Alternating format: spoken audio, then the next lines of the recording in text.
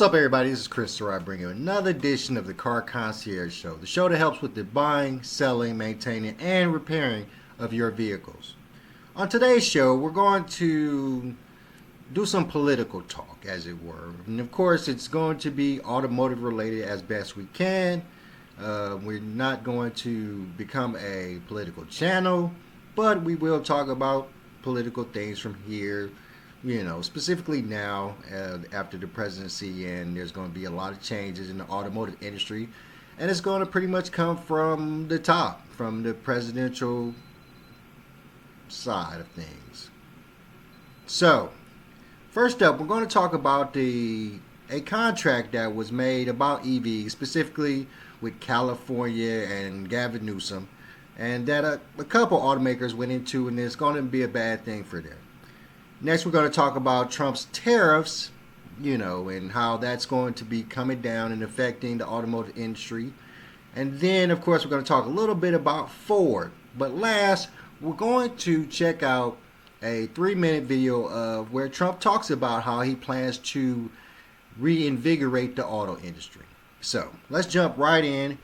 And of course, we're going to check out automotive news. And we're going to check out a story about some automakers that signed a contract prior to Trump's presidency that might come back to bite them in the butt. All right, and of course, we're on automotive news.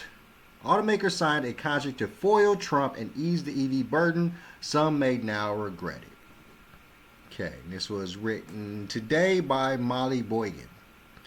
6 automakers that have signed agreements with the state of California may face competitive challenges if the new Trump administration establishes more lenient regulation for automakers. In 2020, BMW, Ford, Honda, Volkswagen, and Volvo signed agreements to meet a separate California standard more forgiving than what the state first outlined, but more ambitious than the first Trump administration's target. The agreements, which include automakers that cover almost 40% of the U.S. new vehicle market, benefited both parties. California kept some of its regulatory power in the face of a challenge from the then President Donald Trump, and the agreement was easier for automakers to meet than the original standard.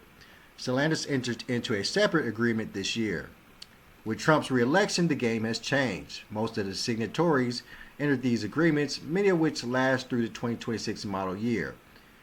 In a different era, they signed in a period of unfettered optimism for electric vehicles. EV sales were growing rapidly, and free-spending early adopters remained plentiful. Now, a second Trump administration has signaled it will eliminate consumer EV incentives and roll back the federal waiver that has allowed California to set its own emissions regulations. That's left those automakers with tough decisions to make. Their bargain looks pricier if the White House follows through with its promise to release the rest of the industry from ambitious environmental targets that require costly compliance. You've got to wonder if some of these 6 automakers that have agreed wouldn't have knowing what they know now in 24, said David Whiston, an equity strategist for U.S. Autos at Morningstar Research Services. If the Trump administration loses federal requirements and strikes the waiver, participating automakers can aim to keep the promises they made to California, selling more EVs than their counterparts. They will likely pile up losses in the process because most EVs, with the exception of Teslas, sell at a loss. Surprise, surprise. Ford's EV division, for example, lost $1.2 billion in the third quarter. Automakers lost about $6,000 on each EV they sell for $50,000, according to Boston Consulting Group.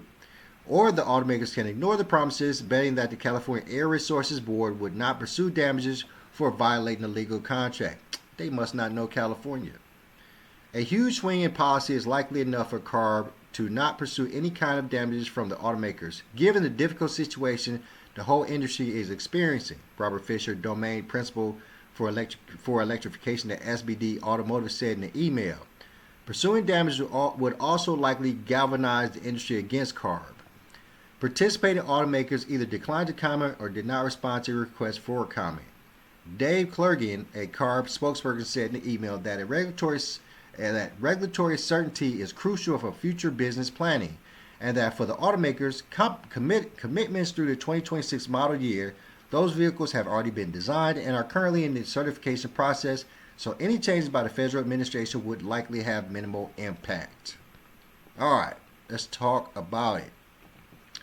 So, what are we talking about? We're talking about automakers that try to get a head start on what the compliances would be for their EV vehicles, and they went into contract with the government or with the state of California to make sure that the state of California kept their regulations for these EV vehicles at a certain plateau, so that they knew that they had EV vehicles that were coming out that met this plateau, whereas and what they thought is that since they had this contract with California, then it would make it harder for other EV companies to get the same result.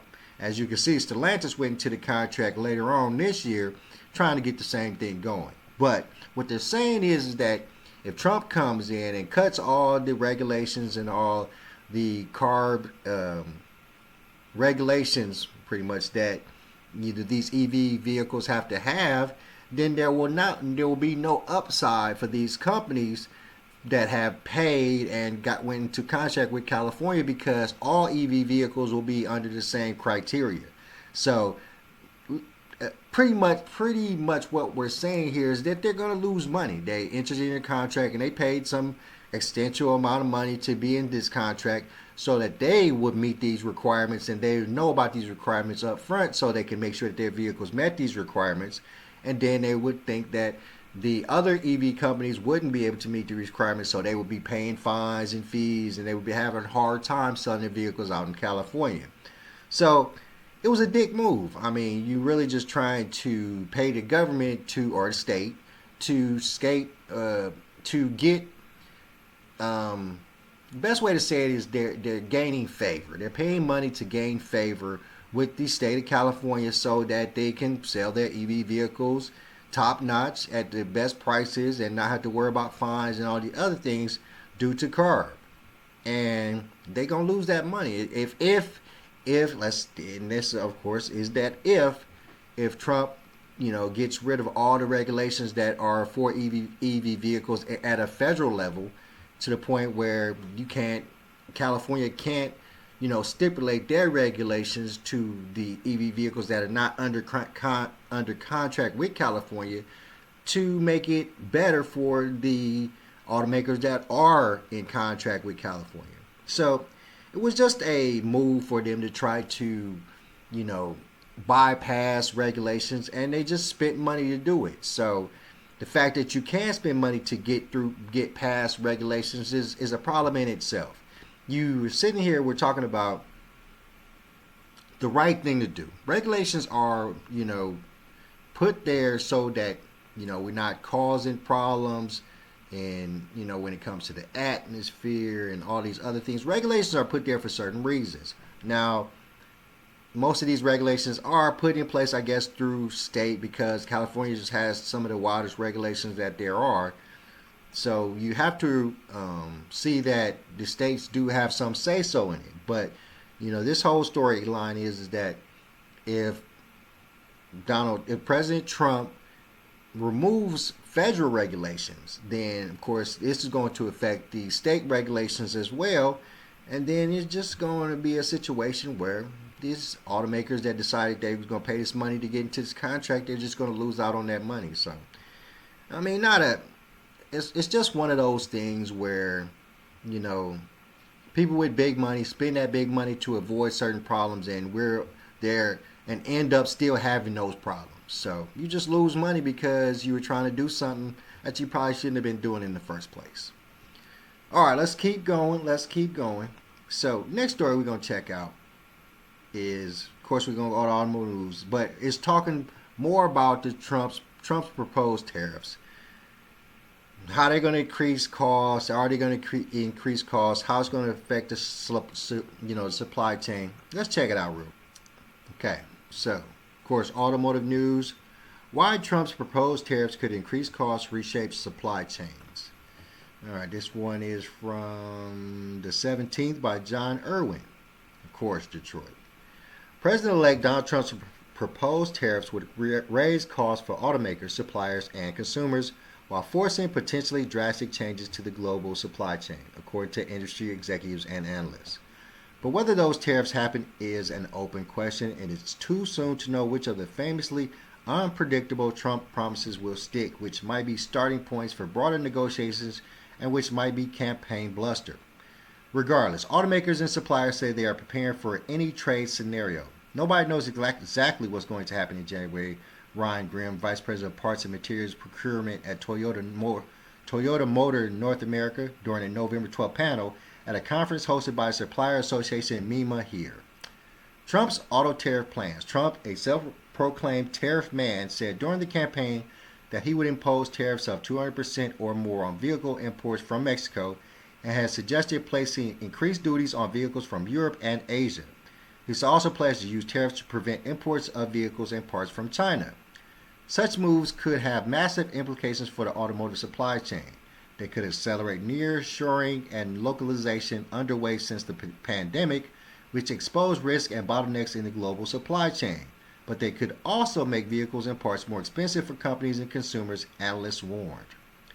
Tariffs would increase the price of imported automotive components and assembled vehicles. Companies would either absorb the expense, pass it on to consumers, or some combination of both. It would most likely create rising prices and squeeze profit margins at a time of concern over vehicle affordability. Any change to the current sourcing model will likely translate to higher costs, said Sam Fioroni, Vice President of Global Vehicle Forecasting at Auto Forecast Solutions. Trump's goal is to boost American manufacturing, and his tariffs could aggressively target Chinese vehicles, parts, and technology to achieve that. And that's what we need to do. China's critical material monopoly. But analysts warned of escalating trade tensions with China, which dominates the mining and processing of critical materials needed for electric vehicle battery production. Retaliatory tariffs on exports of those materials to the U.S. could prove to be disastrous for American EV manufacturing, said Jennifer Savian, the CEO of Industry Trade Association's Auto Drive America. They've got almost a monopoly on so many critical materials that it would really strangle the automotive sector, Savian said. Trump might also view tariffs as a bargaining chip to attract a Chinese automaker to open an assembly plant in the U.S. Yes, please. That's what we want. During the campaign, Trump indicated that while he is opposed to imports of Chinese vehicles, he could greenlight a Chinese automaker opening a U.S. factory and selling vehicles produced there without penalty. He doesn't want Chinese imports, but he might be open to deal with might be open to a deal. Michael Dunn, CEO of Dunn Insights, said at the MEMA conference. Such a deal allowing a Chinese automaker to open a factory could mandate a joint venture with the American partner to ensure the U.S. will have the final say-so over that operation. All right, we're going to stop there. All right, so, and we've been talking about this for a while, and of course, this is probably not a Trump fan that's writing this article, but everything he's saying is true, and that's kind of the point, is what I'm saying, because what we've experienced for quite some time, even prior to Biden, is that we've been outsourcing all these parts and cars from all these places for so long, to the point where it's affected us drastically. We're losing out on market share when it comes to U.S. automaker vehicles. We're losing jobs left and right. So the idea that Trump has for these tariffs is something that would benefit America, and that's what we're going for, right? I mean, if we're trying to make America great again, then the key to it would be industry, and to rebuild our industry. Now, I understand that China has a monopoly on some of these parts, but China doesn't have a monopoly on the ability or the intelligence to build these things. So if we are the great country or great nation that we are supposed to be, we should be able to make these things here. Now, I understand that it is so much cheaper to make these products over in China.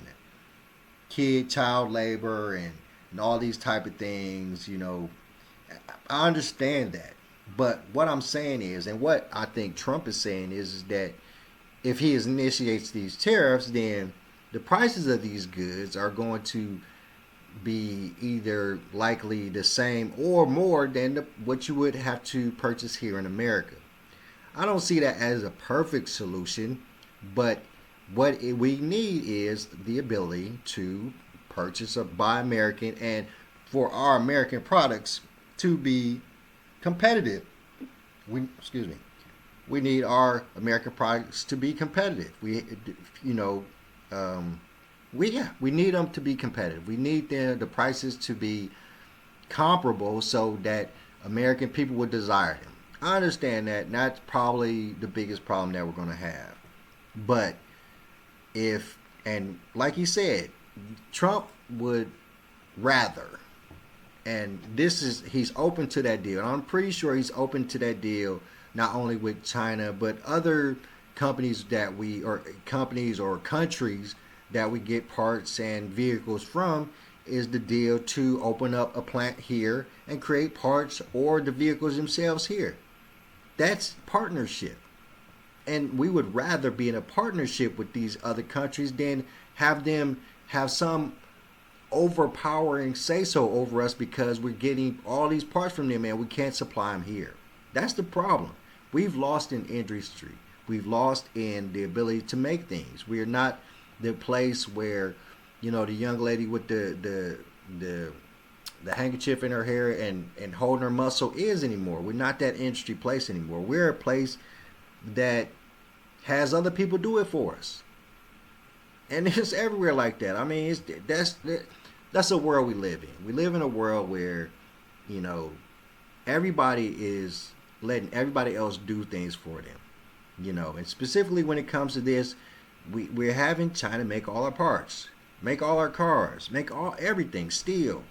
And it's because it's so cheap. And and as part of, you know, part of it's the gold standard and inflation and people's desire to make top dollar doing the most minimal jobs. But we did this to ourselves. We did this to ourselves, and we know it. And it's going to be extremely hard for Trump or any president to get us back to where we need to be, because it's going to be extremely hard for us to get people away from the laziness that is person already made stuff from China. It's just a laziness.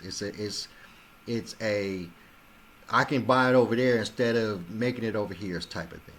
And we need to, for us to get back to where we need to be, we have to be we can make it here type place. All right, let's continue. So, Ford having a couple of problems. You know, and the fact is that most automakers are having a lot of problems. The fact is that what we're experiencing is a uptick in automakers. Uptick in automakers pretty much everywhere. And it's affecting us everywhere. You know, Stellantis you see all the time. It's ridiculous. We're dealing with a major issues when it comes to our automakers, specifically the ones here. So, real quick, we're going to check out what's going on with Ford, because they, much like Stellantis and all other automakers, are having problems when it comes to their workers. So, let's check this story out. We're going to do two stories about Ford. We're going to check out what Trump said about the auto industry. I'm going to let you guys get out of here. All right, and of course, we love us some automotive news. Ford to reduce Bronco production, reassign 400 workers. At least they're not getting fired. Michael Martinez, and this was from today.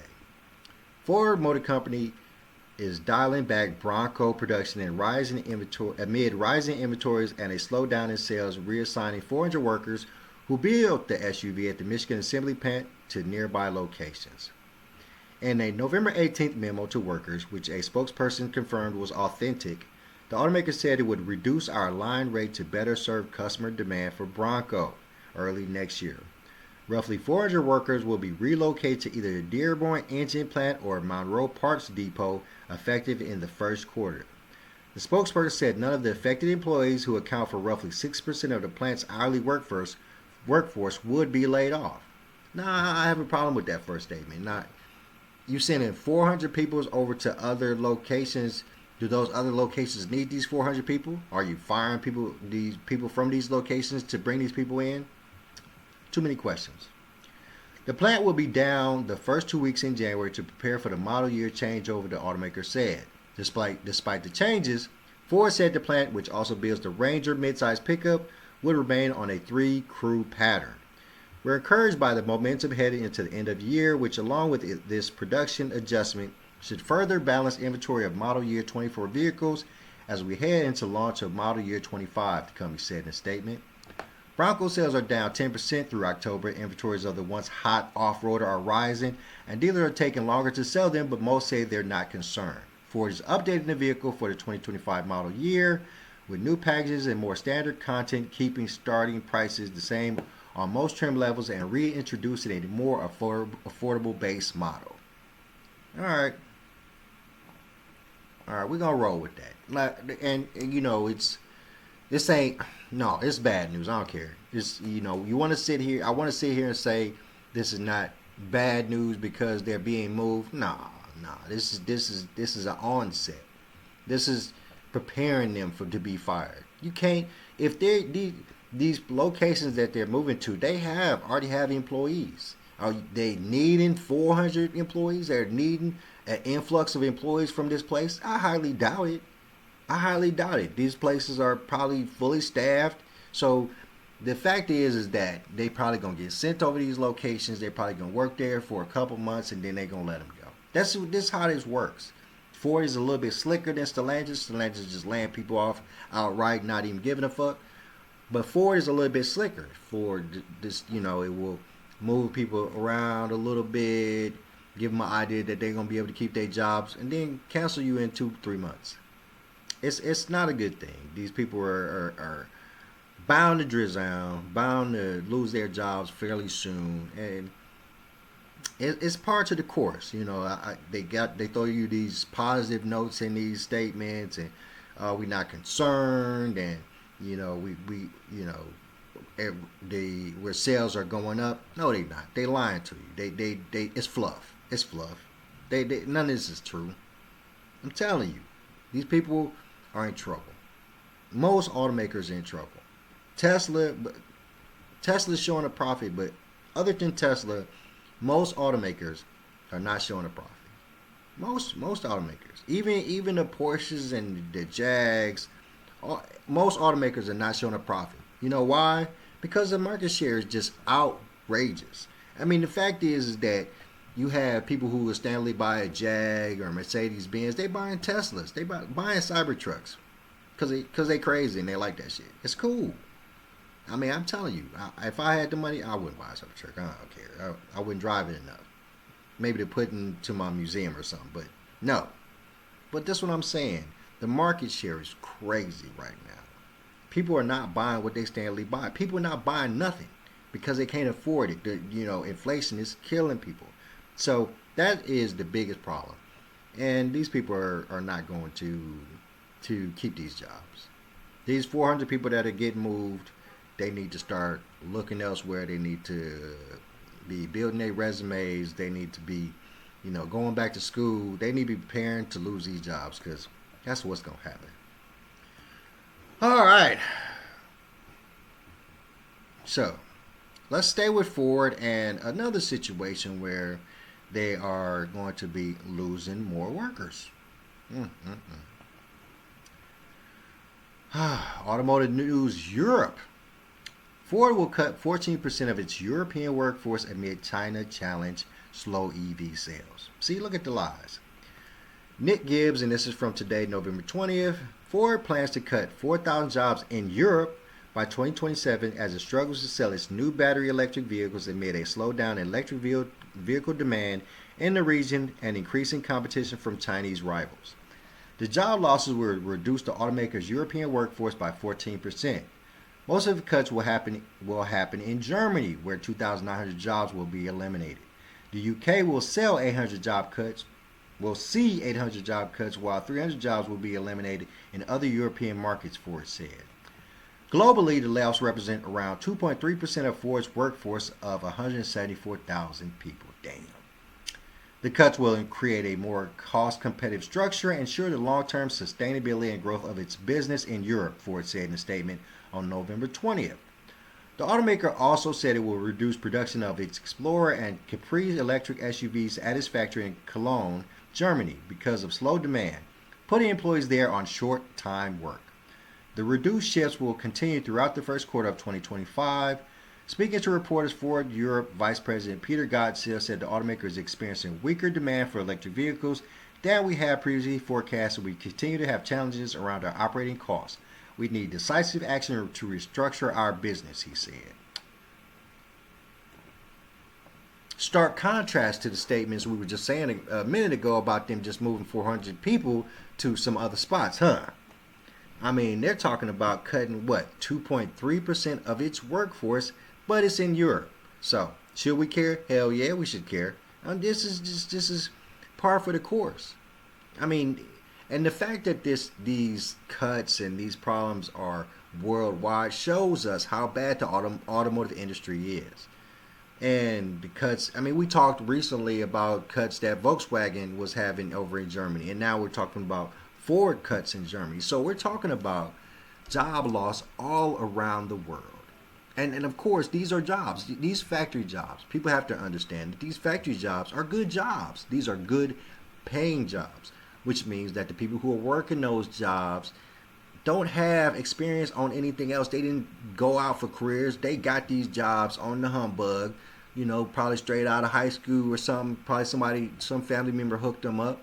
And they've been living good. Probably bought houses, cars, living fantastically off this money. And now they're going to lose everything. They, lose everything. They're going to lose their jobs. They're going to have, and it's what we all been saying. You got to pivot. You got to find other work.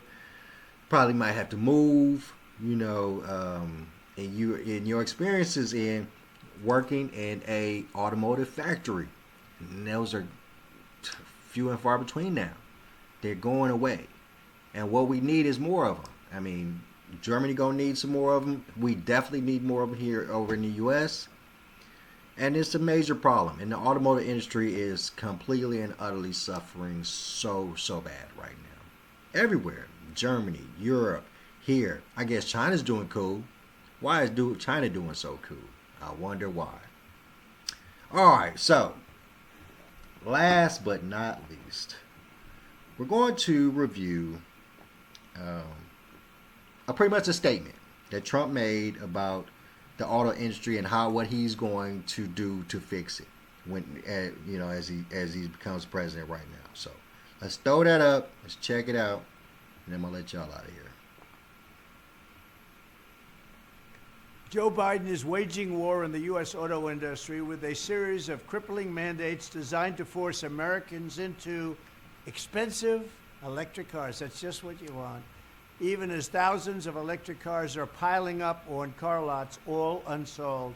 This ridiculous Green New Deal crusade is causing car prices to skyrocket while setting the stage for the destruction of American auto production. These extreme left-wing policies are a disaster for families and consumers and are one of the main reasons the average cost of a new car is now over $50,000. Absolutely outrageous, and there's never been such a price before. These exorbitant prices are despite the fact that Biden is spending billions and billions of taxpayer dollars subsidizing electric cars for rich people, while normal Americans can't afford to use one, nor do they even want to. Biden is killing American consumers, and he's also killing U.S. manufacturing. In an all-out attack on American-made pickup trucks, SUVs, and other automobiles, Biden doubled CAFE standards, a move that is projected to cost automakers $200 billion. By one estimate, Biden's electric vehicle mandate will slaughter 117,000 U.S. auto manufacturing jobs, with workers in Michigan, Indiana, and Ohio among the hardest hit. And I hope United Auto Workers is listening to this, because I think you better endorse Trump, because I'm going to grow your business, and they are destroying your business. They are absolutely destroying your business, how people can vote for you, just because it's an automatic Democrat vote. Look how they've decimated the car industry over the years. Mexico has 32% of the business that we used to have. It's ridiculous, but they didn't do it while I was president, I can tell you that. If Biden's assault is not stopped, American auto production will be totally dead. That's why I'm going to terminate these Green New Deal atrocities on day one. In my first term, I fought for auto workers like never before, canceling TPP, which was a disaster, ending the NAFTA nightmare. The NAFTA trade deal was the worst deal ever negotiated on trade, and renegotiating Obama's horrendous Korea trade deal made it a great deal from a horrible deal. I saved the American auto industry once, and now I will save it again. Every voter in Michigan, Ohio, Indiana, Georgia, South Carolina, North Carolina needs to know, if you want to have an auto industry, you need to defeat Joe Biden. He's a corrupt president, and re-elect President Donald Trump. Thank you very much. We will take care of you. Now, of course, he did this a long time ago. Now, we bring this up because we want to see what he said, and the hope is that what he's saying, the problem with politicians is that they have to say a lot of things to us to get us to vote for them. That's the truth of the matter.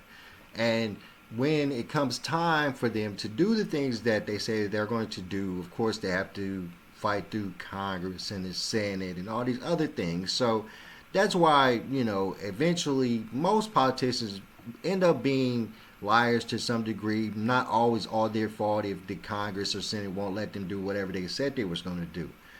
But everything that Trump said in that speech is good things for the auto industry. And the whole thing is that for us, we need to get back to a world where, of course, where we can afford things, where inflation is not killing us when it comes to not only food but cars. The truth is that we used to be able to get a brand new car for a good price. You used to be able to get a brand new car for like $16,000, and the truth is that you would be hard pressed to find a new car that's less than $50,000. And the kicker to that is even used car prices have skyrocketed. You're paying top dollar for used vehicles, whereas back in the day you should be able to get a used vehicle for a really great price too. And that's the problem. I mean, we live in a world where it's more set for the rich than the average. And if the average suffers, then to some degree the rich starts to suffer as well. But then, of course, if the average is suffering, what do you think the poor are doing? If the average is suffering right now, what do you think is happening to the poor? And that's the problem what we're talking about, my friends. We're talking in this specifically for the auto industry. We're talking about situations where, so many moves have to be made. We have to make sure that we put a stop to all these job losses when it comes to the automotive industry at these factories and these plants. We have to put a stop to the ability for the prices to skyrocket to the point where nobody can afford them. There's all these things that Donald Trump said that he was going to tackle as president that need to happen. And my friends, let us hope that they happen. Because if they don't, we're going to continue to see a serious decline on not only our automotive industry, but our ability to buy nice cars and enjoy it. All right, my friends, I'm your host, Chris C. Pup Surratt. Thank you for tuning in to another episode. Please like, share, and subscribe to the show. And I'm out. Peace.